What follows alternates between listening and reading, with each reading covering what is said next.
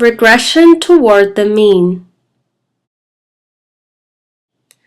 Regression toward the mean involves outcomes that are at least partially due to chance. We begin with an example of a task that is entirely chance. Imagine an experiment in which a group of 25 people each predicted the outcomes of a flip of a fair coin. For each subject in the experiment, a coin is flipped 12 times and the subject predicts the outcome of each flip. This figure shows the results of the simulation of this experiment. The height of each column indicates the number of subjects who got that many right. For example, one subject got 3 right, 1 got 4 right, and 5 got 5 right. Although most subjects were correct from 5 to 8 times out of 12. One simulated subject was correct 10 times. Clearly, this subject was very lucky and probably would not do as well if he or she performed the task a second time. In fact, the best prediction of the number of times this subject would be correct on the retest is 6, since the probability of being correct on a given trial is 0.5 and there were 12 trials. More technically, the best prediction for the subject's result on the retest is the mean of the binomial distribution with n equal 12 and p equals 0.5. This distribution is shown here and has a mean of 6. The point here is that no matter how many coin flips a subject predicted correctly, the best prediction of their score on a retest is 6.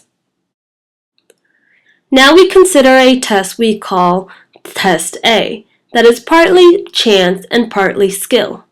Instead of predicting the outcome of 12 coin flips, each subject predicts the outcome of 6 coin flips and answers 6 true-false questions about world history. Assume that the mean score for the 6th history question is 4. A subject's score on this test has a large chance component, but also depends on history knowledge. If a subject scored very high on this test, such as a score of 10 out of 12, it is likely that he or she did well on both the history question and the coin flips. If given a second test, Test B, that also included coin predictions and history questions, the subject's knowledge of history be helpful and they would again be expected to score above the mean. However, since their high performance on the coin portion of Test A would not be predictive of their coin performance on Test B, they would not be expected to fare as well on Test B as they did in Test A. Therefore, the best prediction of their score on Test B would be somewhere between their score on Test A and the mean of Test B. This tendency of subjects with high values on a measure that includes chance and skill to score closer to the mean on a retest is called regression toward the mean. The essence of the regression toward the mean phenomenon is that people with high scores tend to be above average in skill and in luck, and that only the skill portion is relevant to future performance.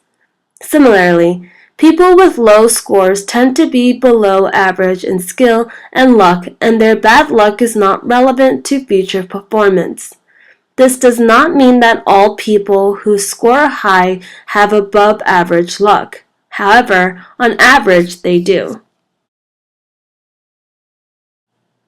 Almost every measured behavior has a chance and a skill component to it. Take a student's grade on a final exam as an example. Certainly, the student's knowledge of the subject will be a major determinant of his or her grade. However, there are aspects of performance that are due to chance. The exam cannot cover everything in the course and therefore must represent a subset of the material. Maybe the student was lucky in that the one aspect of the course the student did not understand was not well represented on the test. Or maybe the student was not sure which of the two approaches to a problem would be better, but more or less by chance choose the right one. Other chance elements come into play as well. Perhaps the student was awakened early in the morning by some random phone call resulting in fatigue and lower performance. And of course, guessing on multiple choice questions is another source of randomness in test scores. There will be regression toward the mean in a test. Retest situation whenever there is a less than a perfect relationship between the test and the retest. This follows the formula for a regression line with standardized variables shown here, where z sub y prime is the predicted standard score on y, r is the correlation between x and y, and z sub x is the standard score of x. From this equation, it is clear that if the absolute value of r is less than 1, then the predicted value of z sub y will be closer to 0, which is the mean of the standardized scores, than is z sub x. Also note that if the correlation between x and y is 0, as it would be for a test that is all luck, the predicted standard score of y would be 0 regardless of the value of x. This figure shows a scatter plot with the regression line predicting the standardized verbal SAT from the standardized math SAT. Note that the slope of the line is equal to the correlation of 0.835 between these variables. The point represented by a blue triangle has a value of 1.6 on standardized math SAT. This means that the student scored 1.6 standard deviations above the mean on math SAT. The predicted scores is r times 1.6, which equals 0.835, times 1.6, which equals 1.34. The horizontal line on the graph shows the value of the predicted scores.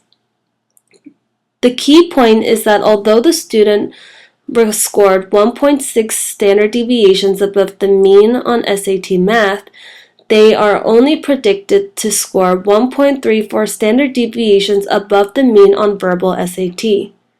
Thus, the prediction is that the verbal SAT score will be closer to the mean of 0 than is the math SAT score. Similarly, a student scoring far below the mean on math SAT will be predicted to score higher on verbal SAT. One of the best examples of failing to appreciate regression toward the mean is provided by Nobel laureate Daniel Kinahan in his autobiography. Dr. Kinahan was attempting to teach flight instructors that praise is more effective than punishment. He was challenged by one of the instructors who replied that in his experiment, praising the cadet for executing a clean execution of a maneuver is typically followed by a less performance, whereas screaming at a cadet for a bad execution is typically followed by improved performance. This, of course, is exactly what would be expected based on regression toward the mean. A pilot's performance, although based on considerable skill, will vary randomly from maneuver to maneuver. When a pilot executes an extremely clean maneuver, it is likely that he or she had a bit of a luck in their favor in addition to their considerable skill. After the praise, but not because of it, the luck component will probably disappear and the performance will be lower. Similarly, a poor performance is likely to be partly due to bad luck. After the criticism, but not because of it, the next performance will likely to be better. To drive this point home, Kahneman had each instructor perform a task in which a coin was tossed at a target twice. He demonstrated that the performance of those who had done the best the first time deteriorated, whereas the performance of those who had done the worst improved. Regression toward the mean is frequently presented in sports performance. A good example was provided by Shaw and Smith, who analyzed many aspects of baseball statistics, including the batting averages of players in 1998. They choose the 10 players with the highest batting averages in 1998 and check to see how well they did in 1999. According to what would be expected based on regression toward the mean, these players should, on average, have lower batting averages in 1999 than they did in 1998. As can be seen in the table, 7 out of 10 of the players had lower batting averages in 1999 than they did in 1998. Moreover, those who had higher averages in 1999 were only slightly higher, whereas those who were lower much lower. The average decreases from 1999 to 1998 was 33 points. Regression toward the mean plays a role in the so-called sophomore slump, a good example of which is that a player who wins Rookie of the Year typically does less well in his second season. A related phenomenon is called the Sports Illustrated cover jinx. An experiment without a control group can confound regression effects with real effects. For example, consider a hypothetical experiment to evaluate a reading improvement program. All first graders in a school district were given a reading achievement test, and the 50 lowest reading scores were enrolled in the program. The students were retested following the program, and the mean improvement was large. Does this necessarily mean that the program was effective? No. It could be that the poor performance of the students was due in part to bad luck. Their luck would be expected to improve in the retest, which would increase their scores with or without the treatment program. As a real example, consider an experiment that sought to determine whether a drug propranolol was increase the SAT scores of students throughout the test who have anxiety. Propranolol was given to 25 high school students chosen because IQ tests and other academic performance indicated that they had not done well as expected on the SAT. On a retest taken after receiving propranolol, students improved their SAT scores on average of 120 points. This was a significantly greater increase than the 38 points expected simply on the basis of taking the test before. The problem with the study is that the method of selecting students likely resulted in a disproportionate number of students who had bad luck when they first took the SAT. Consequently, these students would likely to have increased their scores on a retest with or without the propranolol. This is not to say that the propranolol had no effect. However, since possible propranolol effects and regression effects were confounded, no firm conclusions should be drawn. Randomly assigning students to either the propranolol group or the control group would have improved the experimental design. Since the regression effects would then not have been systematically different for the two groups, a significant difference would have provided good evidence for a propranolol effect.